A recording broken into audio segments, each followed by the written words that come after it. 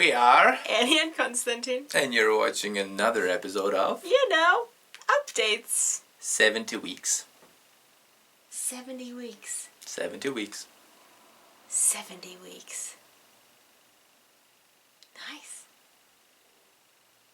So, the crowdfunding campaign is coming closer and closer and closer.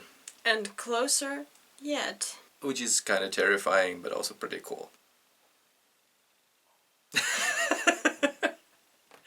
Remember what you told me during the writing of my master's thesis. It's gonna be good, was the gist of your... I think it's gonna be good, was my main message. And you're doing fine. You're doing great. In fact, you've been doing a lot already. You're at a good place. There is a lot left to do, but you have ample time. That's the thing, though! See, when you were writing your master's thesis, that was all you were doing. Like, you literally did not even need to take care of making food. Yes, but now we're two. You know, I was the one who wrote, but now we're two, so we can, you know, take care of each other and take care of stuff. But there's also work, and there's university, and there's... What I want is work camp. What I want is to not leave this room, sit and work for like 2 days straight, and then I would be good to go. I don't even get a single day straight between now and launch, and this is why I panic. It's not like we haven't been working all week. We've been busy and doing things and active and making progress all week. But it's all a lot of little things.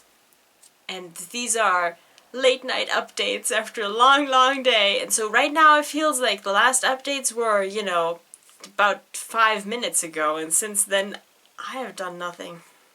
So these are not our most expressive, impressive... Obsessive, aggressive. Yeah, these are not our most aggressive updates. It's the face. The face is what makes it threatening.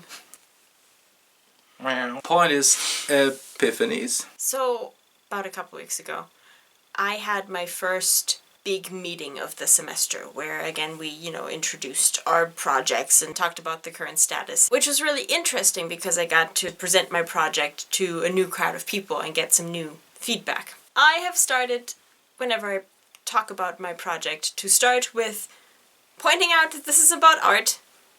And yes, art is a very divisive subject, and the whole question of what even is art is something that people will always disagree on. And I just kind of put that out there, and then I decide to, you know, give the people in front of me a moment to tell me what they think art is. And most people are just like, because it's a lot easier to say what art isn't, you know, just to point at things and go, this is not art, this is silly. And it's really, really hard to give a clear definition. But every now and again you get, you know, just an opinion. And then you kind of move on from that. And the opinion that was thrown at me was, well, art is creative work that doesn't have a purpose. And it's not like I hadn't heard that thought before. I mean, what they're saying is that as soon as you're doing it for someone, for something, as soon as you're following a purpose, you're not doing art, you're doing something else. You're, you know, advertising, preaching, or you're doing a job, essentially. You're not making art, because art is just this free exploration of nothing in particular to create something that is just there and pretty or not pretty, but certainly doesn't have a purpose, because when it has a purpose, it's a political statement, it's advertising, it's something else, not art. And I consider myself very liberal. My definition of art is incredibly open. I will accept just about anything. I will take your 2-year-olds playing with their food on a plate and having fun. I will accept that as art if it moves you, and if you want to call it that, sure, go ahead.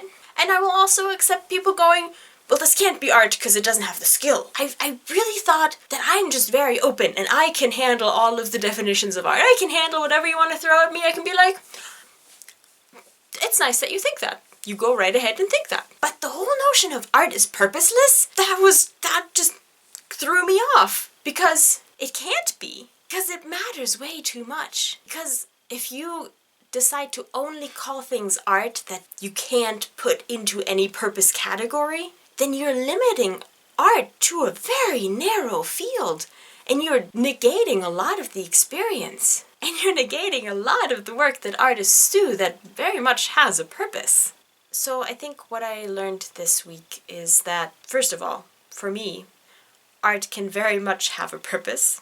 It doesn't need to have one, but it definitely can have one. And then I think also it's been kind of a lesson on liberalism. Because while I am more than happy to accept a lot of ideas and will forever defend your freedom to have a lot of different ideas that don't match mine, every now and again there's a thought that just catches you off guard and that just hurts you where you are. And I think the liberal worldview, it's very easy to think that you're just all-encompassing and you're just welcoming to all. But no matter what, there's always going to be some nugget, some thought, some idea that you can't quite accept. And that you just need to argue against. And that doesn't make that idea less valid. That doesn't make that idea wrong initially. It just means that ideas are different and the way people think and feel about things can vary greatly. And you don't always have to agree with each other. But there's certainly merit in respecting other people's opinions and accepting them as full. Because only when you do you get the broad picture of the subject at hand.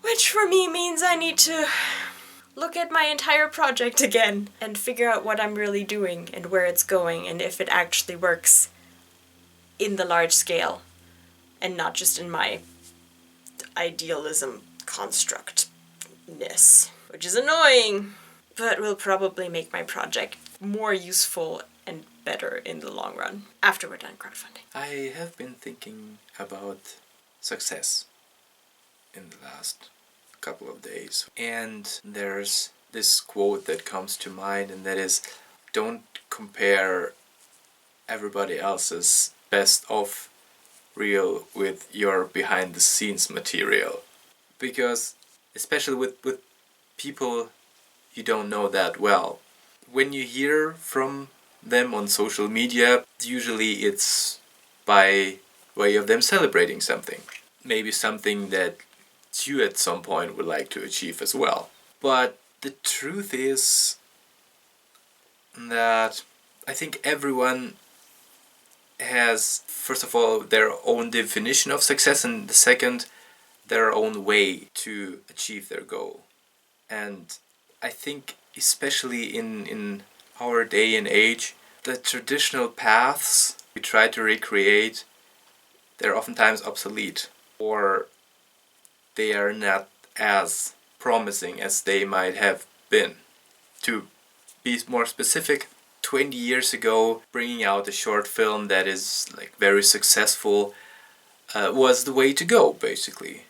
Nowadays, everyone and their dog can bring out a short film that is successful in one or the other festival, because there are a gazillion festivals and there are a gazillion short films. And even making a feature film isn't as much of an achievement as it has been. Metrics of success, steps of success are, I think, very hard to find right now. Maybe they're not even visible, because I think there are so many ways you can develop, so many paths you can go, and the only way to create success is doing good stuff. And this is something you need to see for yourself and accept things you do and put them into perspective for your own goal, your own path.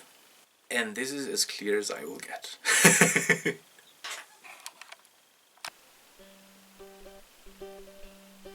Have you ever mixed yogurt with lemon juice?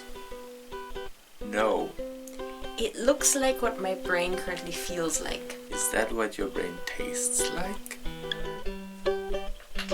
No, we have a crowdfunding campaign to run. You should not eat my brain yet. Yes. Okay, good. Hello!